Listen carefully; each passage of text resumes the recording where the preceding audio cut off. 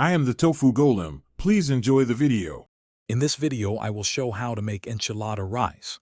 First, gather your ingredients, including 1 cup of uncooked rice, 1 can of your favorite enchilada sauce, and about 1½ cups of shredded cheese. You'll also need some oil and water for the rice. Preheat your oven to 375 degrees Fahrenheit to ensure it's ready for baking.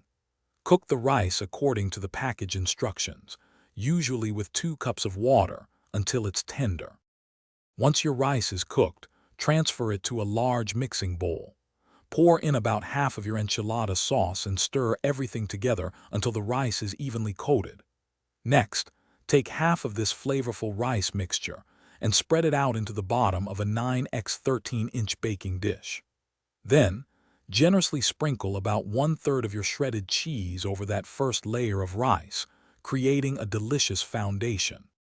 Now, add the remaining rice mixture on top of the cheese layer in your baking dish, spreading it evenly. Pour the rest of the enchilada sauce over this second layer of rice. Finally, cover the entire dish with the remaining shredded cheese. Bake the enchilada rice in your preheated oven for about 20 minutes, or until the cheese is bubbly and golden brown.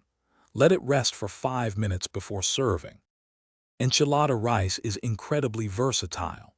Feel free to add cooked chicken, ground beef, or even some shredded pork to make it a heartier meal. You can also mix in black beans, corn, or diced bell peppers for extra texture and a boost of vegetables.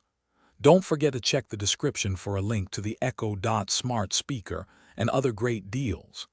This dish is perfect as a side or a main course, offering a delicious and satisfying experience for everyone at your table.